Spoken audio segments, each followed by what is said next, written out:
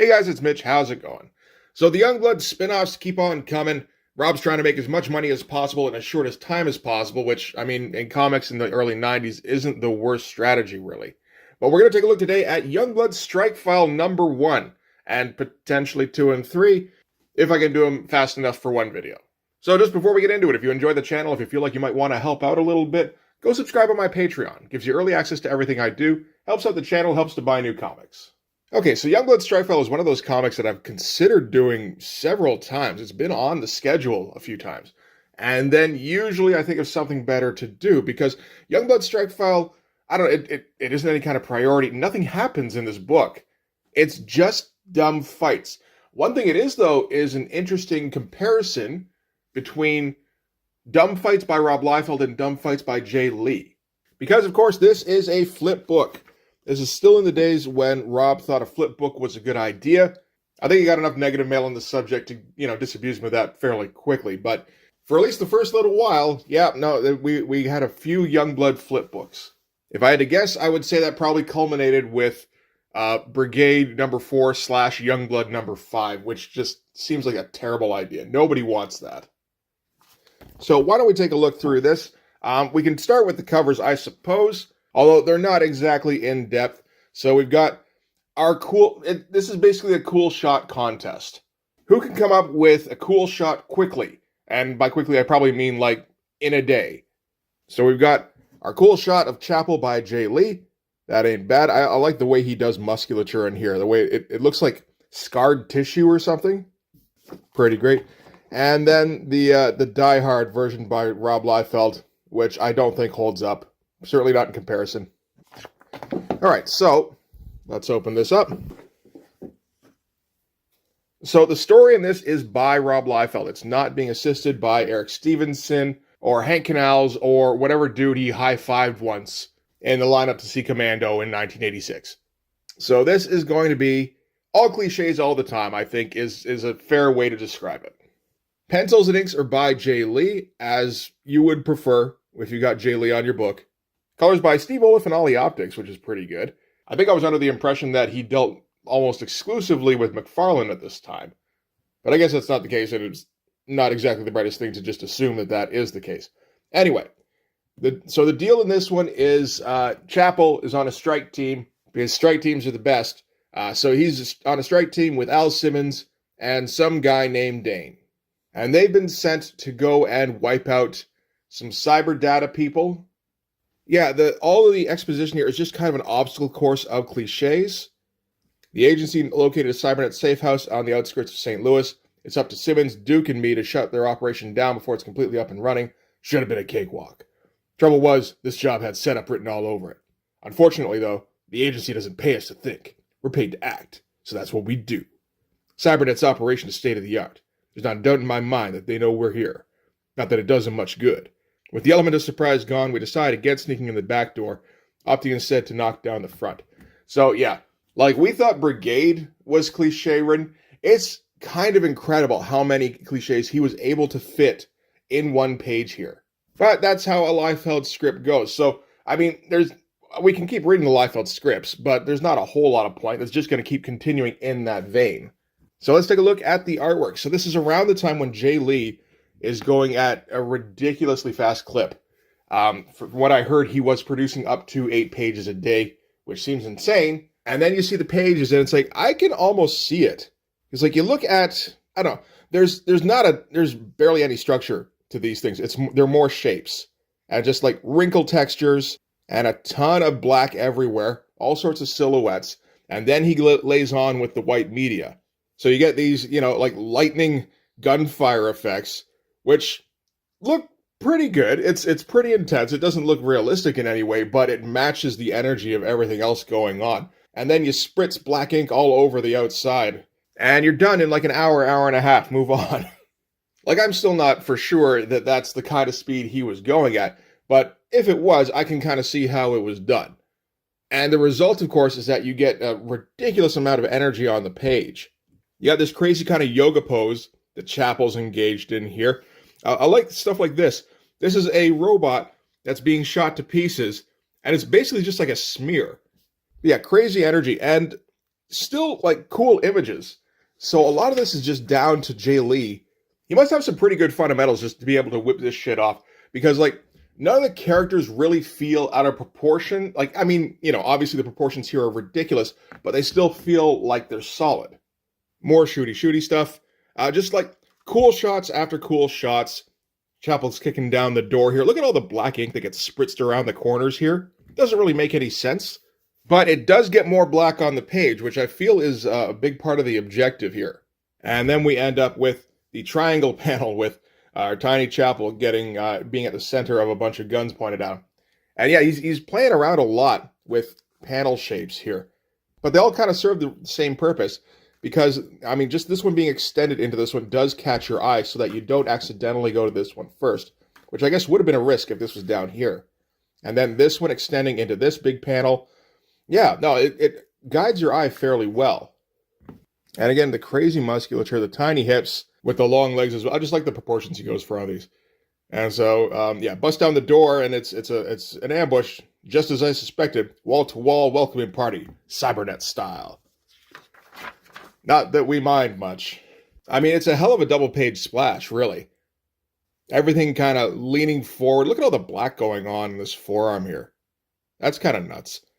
But he didn't bother putting any kind of background in on this, so the figures do have to be fairly dark. I like what he's doing where, like, the bottom of the figures is all usually black, except that he, spritzes it up a little bit with some white media to kind of, I don't know. I'm not sure exactly what the point is there, but it does look good.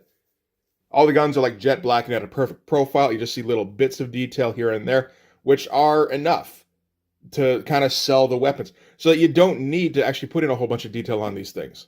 It's pretty smart. And yeah, the poses are just wild. This is like ideal image pose. Like, look at this shit where he's like just lunging and kicking and everything. I feel like I saw this image here a few places. And anyway, they're looking for this guy named Geiger, but he's not actually there. Turns out, what do you know, it was all a trap, and he set off a bomb. And now the bomb's going to go off with a short timer. Because God forbid you just be able to set off a bomb. So actually they all have to run out, but on the way out, Al kills Dane because he's been told that Dane is some kind of traitor. And they make it out just in time. And yeah, every panel is like a cool shot contest with himself. And you can see how fast something like this is done, where it's all just black up to here, and then spritzed and kind of, very quickly done with a brush with white media. These figures here are they're just shapes. So speed is the key, but by that being his pursuit, he's come across an insanely intense style. And then after the raid, they go back to their boss, Jason Wynn. He doesn't really have any kind of explanation for why they had to kill Dane, but they don't particularly care because they're like attack dogs. It doesn't really matter. They don't need reasons to do things. And then we go to 5 years later, where Jason Wynn wants Chapel to take up another mission, and Chapel goes no, and then leaves. And that's it. So Jason Wynn calls up Geiger, and he's going to do some stuff to Chapel. And that's it for the Chapel part of Youngblood Strikefile number 1. We end with, this was a promo image by Jae Lee of Chapel that was going around for a while. So, that's an efficient way to get a page done, is just take a page you've already drawn and then photocopy it, cut it up. So in addition to that, oh, look, there's already letters. Oh, they're talking about Youngblood. Okay. So let's now take a look then at Youngblood Strikefile number 1 by Rob Liefeld this time. Okay, so creator, writer, penciler, Rob Liefeld, inks Danny Meeke. So he has found him already. That's good. Color design by Steve Oliff, lettering Kurt Hathaway, technical assistance by George McCarthy, name I'm not familiar with, and Paul Scott, who is Rob Liefeld. Why did he have to credit himself twice? The reason I've heard is that he wanted it to make it seem like he had a bigger staff than he actually did. I guess if it looks like he's just doing everything on his comic, after a while it starts to look a little amateurish. I'm not sure. I guess I don't entirely disagree. Now go buy a copy of Blood Force number 1, penciled, inked, written, lettered, and edited by myself. So this is a story of when Die Hard was teamed up with Glory and Super Patriot against the Nazis. Except, again, story is too kind a word. This is just a fight. And look out, Axis, here we come indeed. So we're going to start off with a splash page. There's going to be a fair amount of splash pages in this, because those are easy. And Rob thinks they're awesome, regardless of content. The one good thing, at least, is that this is fairly early in Image's lifespan, so Rob is still trying a little bit on the artwork. So this is right not too long after Youngblood number 4, judging by that letters page. So that was kind of the beginning of the downfall for Rob, before he felt like he needed to reinvigorate his style like 2 years from now. So he's still going with a decent line count. This pose is a fucking mess. And yeah, just jumping into foxholes, I guess. So Super Patriot here is more like Superman, Glory, Wonder Woman, of course, and Die Hard's Captain America. You can kind of tell by the shield, I suppose. I like here how he forgot that 1940s Die Hard has the hood, and instead of fixing it, he just drew a bunch of stuff flying out behind his head here. Because that's the Liefeld way. Lame leaping pose. This pose is pretty good, actually. And, of course, another double-page splash. Do we have more splashes? Kind of. And all the exposition around the corners here, again, just there to kind of take up space. It doesn't add anything to the comic. Let's go, team! We'll show them what we're made of. And you can give your Fuhrer a message, Nazi. Tell him America isn't about to give up the fight for freedom. You tell him, Super Patriot. Old Adolf's going to have to do better than this if he hopes to win the war. So, like, he thinks this is cool, I suppose. It doesn't feel like he's actually writing. It feels like he's watching TV and just his hand is making motions, and eventually he kind of turns that into dialogue. Decent pose. Again, I feel like Rob's kind of using up all of his good girl poses. You'd think he'd come back to these, but like later on, it's like he forgets how to draw girls for a while. Interesting that he's trying to do something a little bit different with the cape here and making that the next panel. Seeing as how this is such a nothing story. Shit, nothing going on. I don't know. Cannonballs into guys and Super Patriots punching. Oh, double page splash of a kick. That's fine, I suppose. At least it, suggests some kind of impact, which Liefeld has difficulty with. And the colors suggest that they kept fighting through the night. Okie dokie.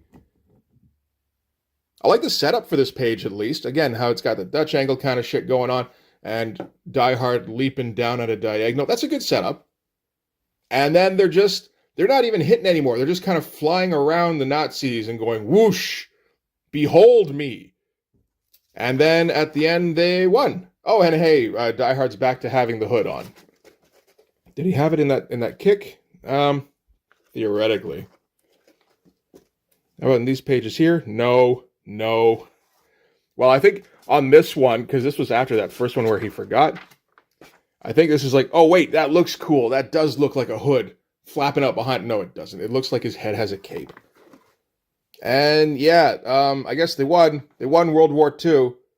And shit, that's a lot of talking. Basically so this is Glory, and she's telling Die Hard, who, I don't know if this is the same Die Hard. I don't really care. That Cyberdata has Super Patriot now, and he's going to have to go and punch stuff until they get Super Patriot back. And we end things with a pretty cheap pose for a splash. Oh, but we did get a big fucking cheesecake shot of Glory here and her gigantic tits. So I guess we're happy. Okay, so that's it for Youngblood Strikefile number 1. Like fucking nothing happened there. So let's try Youngblood Strikefile number 2. Get out of here. All right, so another cool cover showdown. We get, that's going to be kind of tough to beat, to be honest. Jae Lee with another Demon Chapel, beheading shit with improbable knives, and his absolutely insane musculature. The musculature looks pretty great, actually. Versus, I mean, the idea isn't bad. It's the kind of thing where, if Rob drew that in grade 11, I'm sure he would have showed his buddies, and they would have been like, oh man, that's so cool. But, it doesn't quite hold up against that, I don't think. This is the thing where it's kind of like, man, are you sure you know what you're doing, Rob? by getting Jae Lee to compete against you in your own book here? All right, so we're opening up here with Chapel, and he's having a night with one of his ladies, because Chapel's a ladies' man, remember. Only some cyber data dudes are going to jump down through the skylight with the light. Like, this is just some neat shit. I like the perspective he's managed to pull off with the skylight here. And got all the candles going and everything. Like, Chapel doesn't strike me as a candles kind of guy necessarily, but at least he's upgraded from, like, mattress on the floor Chapel in Youngblood #1. So the cyber data war dogs bust in with a cool splash. A lot of black going on in the legs so that you can see the arm coming down at the front here and all the bits of glass everywhere. And he didn't spritz behind him. This largely looks like, I think actually, well, okay, that's spritz there. This might be dry brush or maybe even hatching. I think with all the glass shards, he had to hatch it. So yeah, these are, I love these guns. These aren't guns. These are like, he's weaponized mini buildings that he's using as armaments. So yeah, they start shooting. The girl gets shot a bunch. Chapel doesn't get shot at all. But this serves to kind of make Chapel a little mad. So that'll make him fight harder in the next little bit. See, needless to say, what happens next isn't pretty. As one of the cyber data guys goes flying out the window, that's a ridiculous perspective.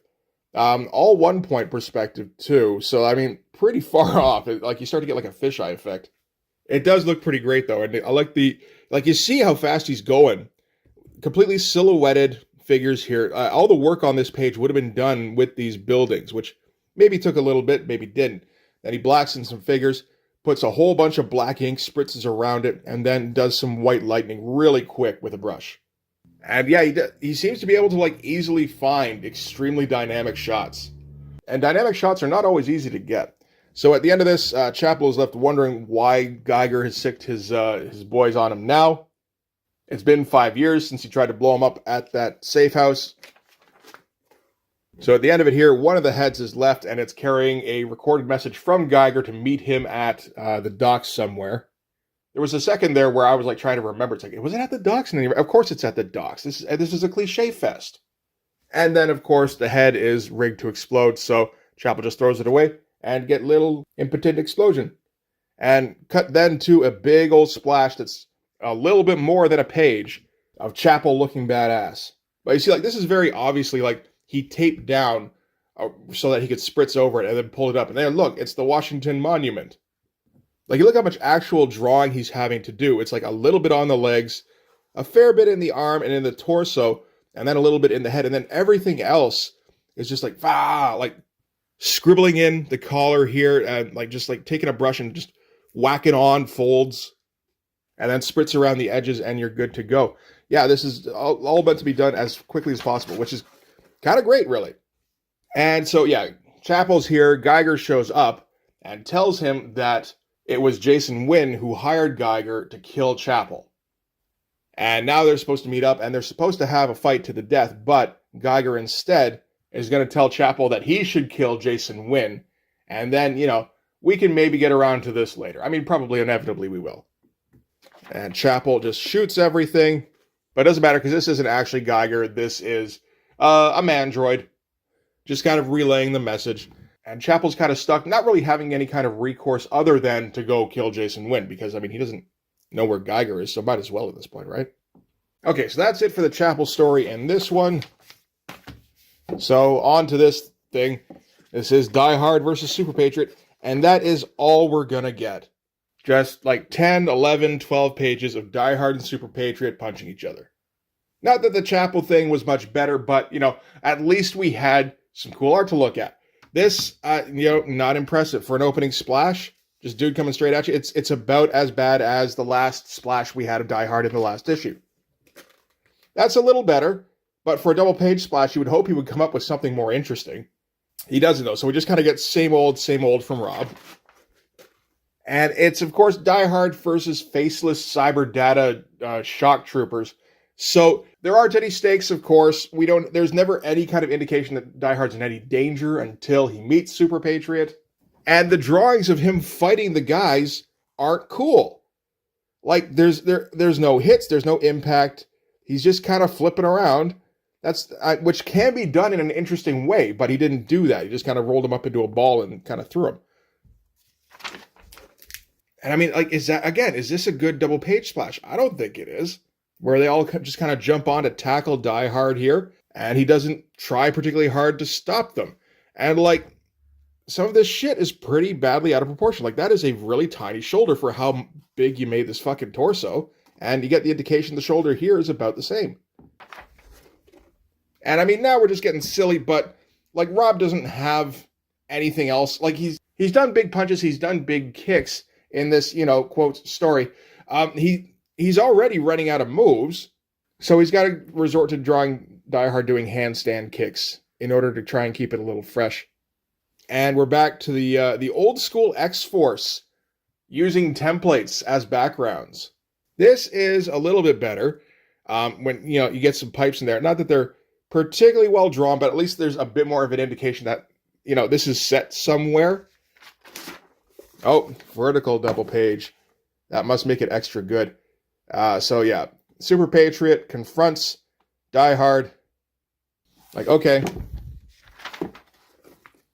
And shoots him with his Eric Larson guns.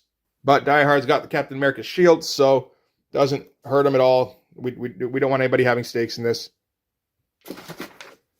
Goes for a tackle while crossing the axis, which takes any kind of momentum away. And you'll notice there isn't a punch in here. There's a lot of just kind of like wrestling around, I guess, and people cocking fists to punch and, like manifesting a shield in order to maybe punch harder, but then no punch gets delivered. There's no shots. There's no kicks. There's nothing. There's just, these two guys just kind of, playing around in the mud, basically. Still no hits. I guess this is him bouncing the shield off his chest. It doesn't really look like it. But yeah, there's just, again, a lot of kind of flipping around, but because he keeps crossing the axis and changing the angle and everything, I'm not sure if it's supposed to look as though Die Hard is flipping out of the way of a bunch of like haymaker swings. It just kind of looks like Rob drew a bunch of leaping figures and then figured out background afterwards. So they might as well just be kind of like oscillating near each other in like zero gravity. And okay, I guess we got like an over-the-shoulder flip. That's something. And then we end with Super Patriot about to smash Die Hard with a big rock. I mean, he tried for like 6 pages to punch him and failed. I guess you got to try to go with something else after that. And we got here a thing where Rob tells us about how he poached Kiko Takanashi from Ollie Optics. Or maybe poached is a bit much, but that's he's moving on from Ollie Optics and working exclusively for Rob now. So that's number 2 done. All right, 1 to go. There we go. Okay, one last face-off of covers. This is the weakest of the 3 for Jae Lee, but fortunately, this is also the weakest of the 3 for Rob Liefeld. Assuming this is even Rob, like I guess it is. Maybe he's trying to match Jae Lee's speed. This is fucking horrible. Okay, so we're gonna.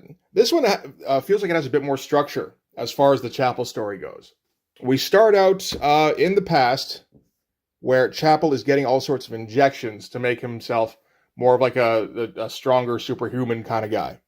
Cool shot of him sitting at his Emperor throne. And I assume this is where Todd got the idea to just like give Chapel the skull face, or maybe it was Rob, whatever, is the fact that Jae Lee refuses to draw it as face paint. He draws it as if he has a demon skull face.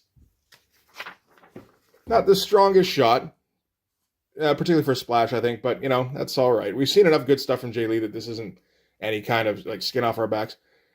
And yeah, he leaves and promises to come back next week. And yeah, we established that Chapel gets his superpowers from getting regularly injected with some kind of chemical. He doesn't know what. He doesn't care, so long as it keeps giving him super muscles. And at the end of it, Al here is waiting. This is a cool shot, by the way, as he's walking away from the Emperor throne, and like just selected elements of background, but still keeping a whole bunch of negative space in here. That is a cool choice. I like that. So at the end of this, Al is waiting for Chapel. Chapel's super stoked because he's all muscly now because of his injections. Al's like, that's cool, man. I'm pretty muscly too. But he's not going to go taking the injections because him and Wanda are trying for a kid. Chapel thinks he's being overly paranoid, that Jason wouldn't do anything to hurt him. They're like his like star employees, but Al, of course, recently had to kill off Duke for some reason he doesn't even understand. So he gets that Yeah, you're a star for Jason Wynn right up until you're not, and then you get two in the back of your head. So, like for a Liefeld script, that's actually a little complex. And now we fast forward to the present, where Chapel is getting ready to go take on Jason Wynn, and he just easily busts into the compound. I believe Jason Wynn's supposed to work for the CIA or some kind of equivalent, where apparently they just have electric fences and guard dogs to keep out guys like Chapel. But we're running out of pages, so sure, why not? Guard dogs it is. And he's just hacking those guard dogs up, man. That's not holding back there at all. So anyway, he finds Jason Wynn extremely easily, busts into his office where he's there, even though it's middle of the night. That's fine. And tells him, yeah, I'm going to kill you.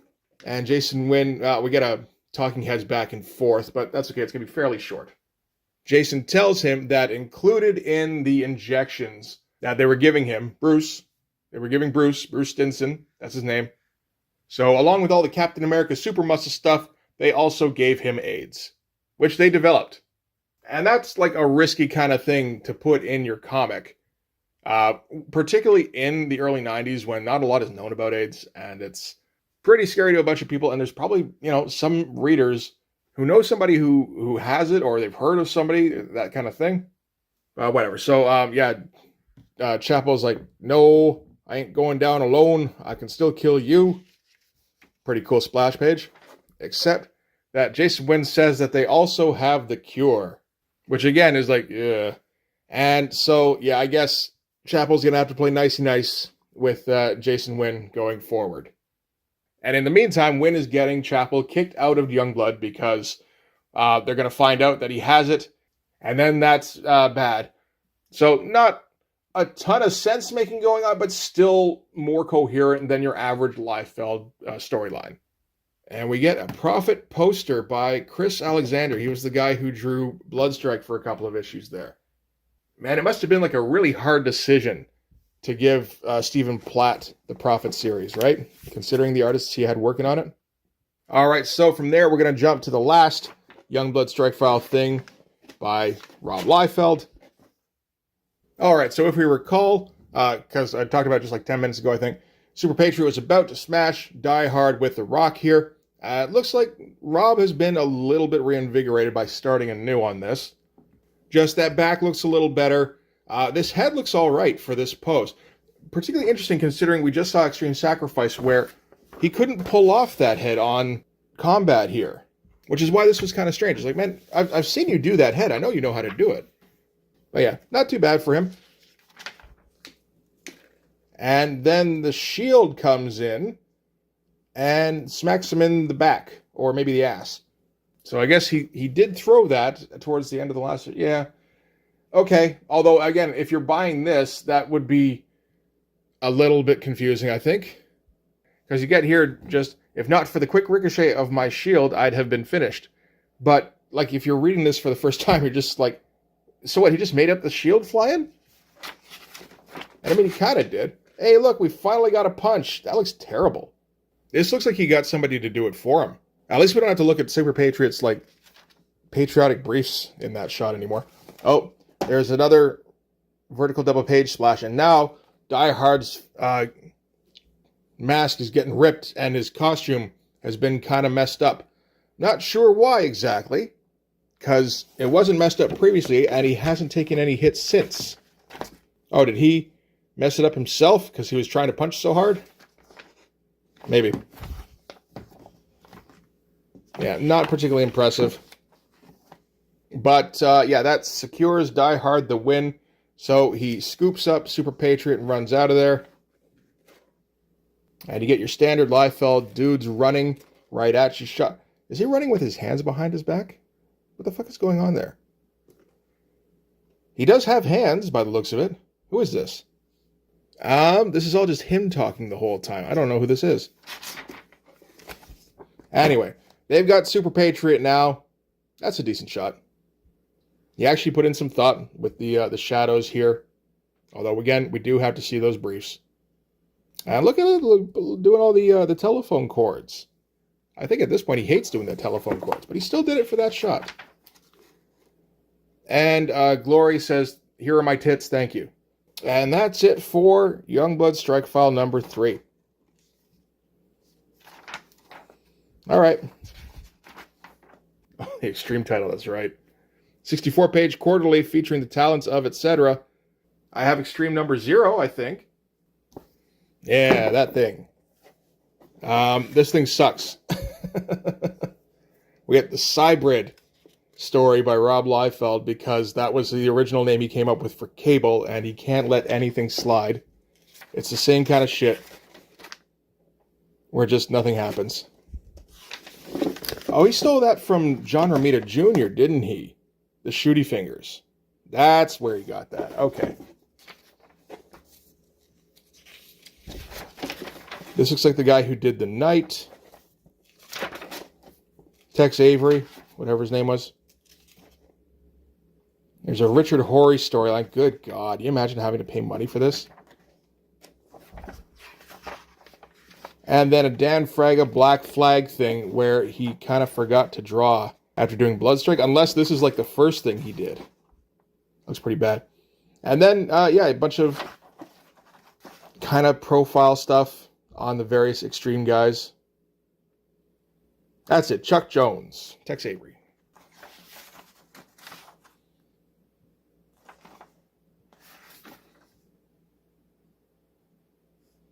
Yeah, I don't think any of them... There's very few of these guys that are over 25.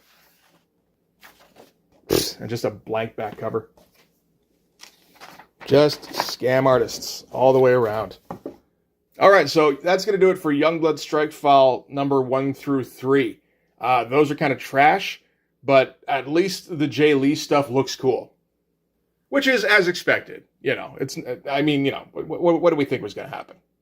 I just forget sometimes how little Liefeld tries to get away with when just trying to whip off a comic and not trying to put a lot of thought into it. Like, he really doesn't put any thought into it. Anyway, that's going to do it for this one. So thanks very much for watching. If you like this video, please hit like, hit subscribe, hit the notifications so you know when the next one's coming out. Go over and subscribe on my Patreon. It gives you early access to everything I do, from the Blood Force stuff to the YouTube videos before they get uploaded to YouTube, as well as some Patreon exclusive content. You can also follow me on Instagram and DM me there for commissions, and you can join the Blood Force Discord server. But yeah, that's going to do it. Thanks again for watching, guys. I'll see you in the next one. Bye-bye.